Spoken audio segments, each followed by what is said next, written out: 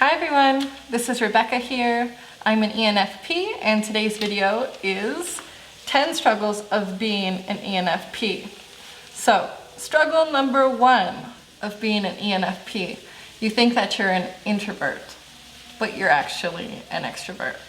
I've met with a lot of different ENFPs who have told me that I really feel like I'm introverted. I wonder if I'm introverted.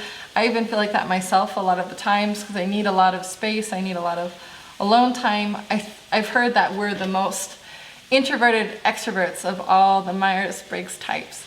And I think we're more enthusiastic about life and about our friends and about new ideas than we are extroverted sometimes. So I think you can always recognize an ENFP just because they tend to be like somebody's biggest cheerleader where we tend to get really excited about things, which is a struggle, but it's also fun and it's also a blessing too. So, second struggle of being an ENFP. People like to label you as an intense person. I've been labeled an intense person like all my life. I kind of am an intense person. I hate talking about shallow things. I don't really like small talk. I can totally do the small talk thing. And I'm super friendly and super nice. But what I actually want to be talking about is life and ideas and people. And when I meet somebody, like what I really want to know is what makes you tick. I don't really care so much like what you did that specific day. I want to know who you are as a person. And I think sometimes with other types that can come off as intense. Or I've like had conversations with people that are kind of sensing types, and I kind of tend to ask these like probing questions about them so I can get a sense of who they are and what they're about, and they find those questions like really intrusive. So sometimes we get labeled as intense. Struggle number 3. We're terrible at receiving criticism. I know at work, whenever I have to do my performance review, it's a big struggle. I get really nervous for it. I actually feel anxiety about it. And I think a lot of ENFPs, whatever we do something and we put our heart into it, it's like we're giving 100% of ourselves in whatever we're doing. So when somebody criticizes it, it's like I can't separate like my actions from who I am as a person and my heart. And when I like, give my heart to a project or a piece of art and then somebody's like, oh, that sucks, that's not very good, it really hurts my feelings. So we're just not very good at receiving criticism, and we're pretty sensitive. Struggle number 4. We value deep connections with people over anything else, and sometimes this can really be a struggle because a lot of people are more comfortable, I would say most people are more comfortable about talking on, just on the surface level, and people tend to talk about events, talk about other people, talk about things, but we want to talk about ideas and we want to talk about why things are the way they are, and we value connection with people. Like, it's funny to talk with some of my different friends, and I could like go on a date with a really attractive guy, and my friends would be like, oh my god, aren't you so into that guy? He's so attractive. And I'm like, I feel nothing, because we didn't have any kind of connection, and we couldn't talk about deep things, and we couldn't talk about our dreams. So I think a lot of other people just have like different values than we do, and it's hard to like find other people that value that kind of connection in the same way that we do. Struggle number 5 of being an ENFP is that you have a lot of friends, like you have a lot of people in your circle or that you know or that know about you, but you feel like you have very few people that you really feel like are your friends and that you really feel like you connect with, and like when you hang out with them you feel energized and they know how to give to you. Sometimes for me, I can hang out with a big group of people and it's fun and I like it and it's great, but it's not energizing for me. And it's like very few people that know how to really make me feel loved and know how to really give back to me as a person. So I think a lot of people think that, oh my God, ENFPs just have so many friends and they're the life of the party.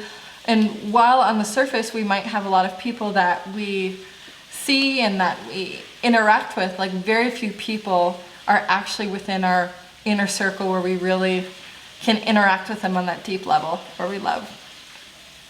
Okay, struggle number 6 of being an ENFP.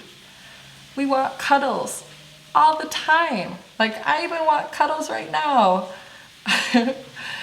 So I think we're very affectionate, and I think that's actually a good thing. It's not so much a struggle. It's more of a good thing as long as you have somebody in your life to cuddle you. It's a struggle if you don't. Struggle number 7 of being an ENFP. It's really easy for you to feel overwhelmed. So I actually don't live, I'm an American, but I don't live in the States right now. And basically, you know, my only interaction with the world is kind of like what I see on the internet, what I see on Facebook. And there's just, you know, we're in a really sensitive political climate right now. And there's just like a lot of terrorism going on and a lot of just really hateful things going on. And sometimes I can actually start to feel depressed from like looking at my Facebook feed and just seeing all of these articles, all of these like really negative political articles. And when I feel like people are being insensitive to other people's needs, like I can actually feel overwhelmed or start to feel a little bit depressed by things that aren't even in my immediate world, but I just kind of get that sense from what I'm reading and what I'm taking in around me. Struggle number 8. As an ENFP, you're probably intelligent, but you suck at taking multiple choice tests. I feel like for me, ask me to give a presentation, I'll get an A+. But if you ask me to take a multiple choice test, it's just really, really hard because there are several right answers and they're like, choose the best answer. And I'm like, I can just see how each answer would work. Like, okay, A would work in this circumstance, but B would work in this circumstance if you're coming at it from this perspective. But C would really be the best answer if you have like this kind of intention. So it's hard when you don't have that kind of like a judging personality to really succeed in those kind of examinations. So you're intelligent, but you suck at multiple choice tests. Struggle number 9 of being an ENFP is that you kind of go through this cycle of being bored and then being overstimulated. Like you go between extrovert time and introvert time. So let's say I've been at home for a couple days, I'm starting to feel like I'm itching to go out and see people. Then maybe I'll just like text a bunch of my friends like, hey, how are you? What's going on? I'll text a bunch of people. And I'm like trying to like get back out there into extrovert mode, but then all of a sudden I get like a ton of responses, or other times it just feels like there's too many people coming at me, and then you just get like overstimulated, like too much information, too many people, and then sometimes you can shut yourself out and you can kind of ghost people because you're overstimulated or overwhelmed. So it's like this really frustrating balance of like, I want to interact with people and I want to see other people, and then I want to be by myself, and oh my God, I just can't answer this phone call because I just don't have the emotional energy to deal with this person right now. Okay, the last and final struggle of being an ENFP. I think sometimes we can be too trusting of people, and sometimes that can hurt us. So for me, I kind of have the mentality of like, well, I'm going to trust you until I have a reason not to trust you. And sometimes people can really take advantage of that, or just kind of see you as naive, and you actually are a little bit naive. And yeah, it's a struggle. It's a good thing because you believe the best in people and you always want the best for them, and you want to see them succeed. But then in other times, people take advantage of that kind of childlike desire that you have, and can disappoint you.